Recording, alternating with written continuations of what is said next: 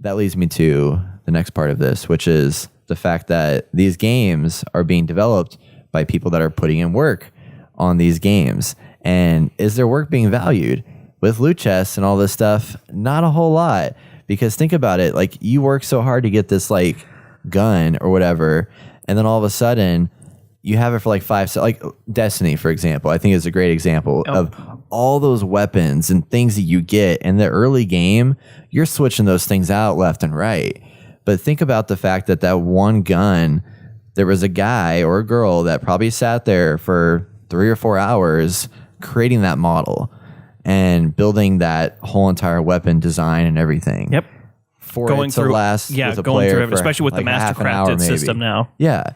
And all that time and money spent to develop that could have gone into, like Mark had said, an extra story mission, or let's craft a new world, or all these different things that we could be investing that time into to give more value to the player rather than these things that are short-lived. Well, and it brings up an interesting point. I want everyone to think I'm not just sitting here just looking at my phone, not paying attention to you, even though that's sometimes what I do. No, I wanted to look this up. And fuck you. I wanted to bring up this point. So I want you to take a guess at this. Okay. How much did you enjoy Witcher 3? This is a bad question. Ask me. Okay. I didn't play it a lot because I knew how much time it would take. Yeah. And I didn't at the time when it came out have like that availability to dedicate the time I wanted to put into it. Okay. So I've only played a couple hours of it. Okay. But what you Not played, much. did you enjoy it? Oh yeah. I thought it was, the world was beautiful. The game was like astounding. incredible. The combat system was awesome. Oh yeah. Yeah. Almost a perfect game, right? Right. As would probably a majority of the community out there would probably say the same thing, that Witcher 3 is astounding. How many man hours went into creating Witcher 3? I'm sure a lot. Well, in the neighborhood of 1.5 million man hours. Holy shit. Averaging about 2,000 man hours per day with a 200-member team, sometimes working between 8 to 10 hours a day. And that's crazy because if you look at that, so that game was like incredible. And then how many years do you think they spent on that game?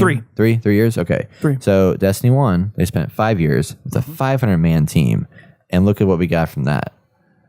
Correct. Yeah. You're talking at like now we're getting in the neighborhood of like this with the whole value of what it is that you're getting for a game versus if it's a chunk of a game or just a little bit of a game. In 3 years, CD Projekt Red worked hard, they powered through, and they produced a masterpiece of a game.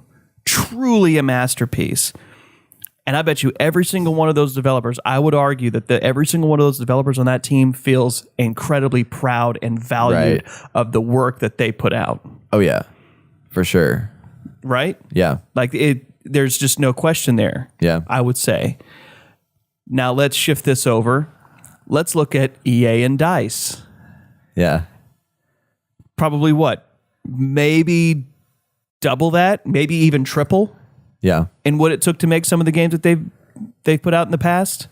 Right. How valued do you think those people feel? Yeah. Well, I'm sure, so this comes back to like what Mark had mentioned is that the thing that we're complaining about is the doing of the publisher, not the development team, right? So it's the corporate heads that are like, we need to crank more money out of this game. Let's do this thing. We want top line revenue. We want to see green across here. And DICE is a company. If you look at Battlefront 2, strip out all the shit in it, it's a wonderful game. Like they went above and beyond. This is way better than anything that the first game ever had. It's just fantastic. And they always continually output fantastic gameplay experiences. But then you have all this other stuff that was put on top of it. And yeah, I'm sure those people are like kind of frustrated because they know that they built a good game. I mean, I would love to just chat with somebody from the DICE development team to ask them like, do you actually feel genuinely that this made your game better? And you have to wonder, especially from their AMA fiasco that they had. That I mean, those are people who worked on the game. Yeah, those are people who actually went in, day out. They went in, clocked in, and they worked on this game. Right. They got destroyed on that AMA. destroyed. Yeah. And on one hand, I don't exactly feel bad for him because you stepped into Reddit. Come on. Yeah. Reddit's pretty hostile.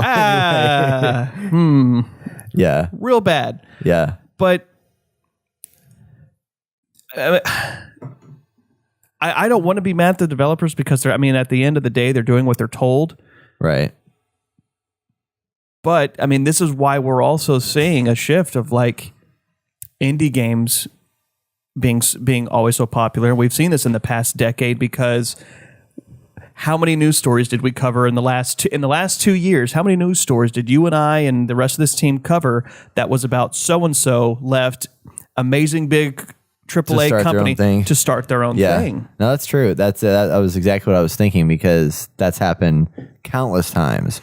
And that's why, what's his name? I can't remember the guy that did Tacoma and Gone Home. He left working on BioShock. Like he was working for 2K, and not that that's a bad studio because they're making great games. Yeah, they're making great stuff. But he wanted to do his own thing. He wanted to do his own thing, get his own deal started. And again, Hideo Kojima, who didn't do it by choice necessarily, but he's got his thing now, and I feel like he's way better off for it because now he can unleash the creativity that he has and build the team that he wanted to build.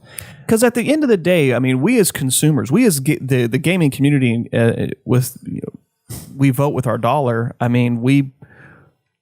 We want the quality for every buck that we're contributing to you. Right. There's a trust there. There's that relationship between buyer and supplier, and we're seeing within this last probably 2 years, we're seeing a big abuse of that trust from I would say developers and publishers alike.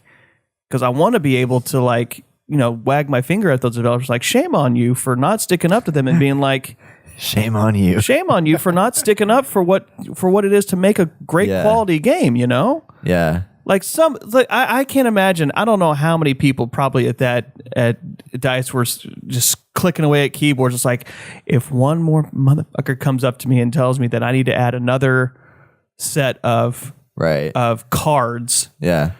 I'm going to lose my shit. Yeah. And I would love to look at numbers in one of these situations. I'm glad you asked. Oh, you have numbers. I do have some numbers. Okay. So EA misses their target for Battlefront 2 sales. Yeah. It was 9 million. Or they hit 9 million. It's supposed to be 10 million, I think. It was supposed to be. They wanted ideally 10.5 million. Yeah. We got to 9. That's 1.5 million shy units that you got sold. Right. If you think about that from the standpoint of, let's transpose that onto any other kind of business. Let's just say cars. Honda was looking to sell X amount of Civics in 2017, and they missed it by 1.5 million total cars. Right. Somebody's ass would be on a chopping block for that. There would be somebody from a store. There'd be somebody from, a distributor who would have to answer for that. Right. You know what I mean? Whether you could say it's the marketing team, whether you could say it's the dealerships not pushing enough units. Right. Whatever. This being the case with EA, they took this hit and learned nothing from it. No one had to answer for it. Yeah. No one had to step forward and be like, you know what? This was a mistake. No one had to do that. And so because of it, they still sold a shitload of units.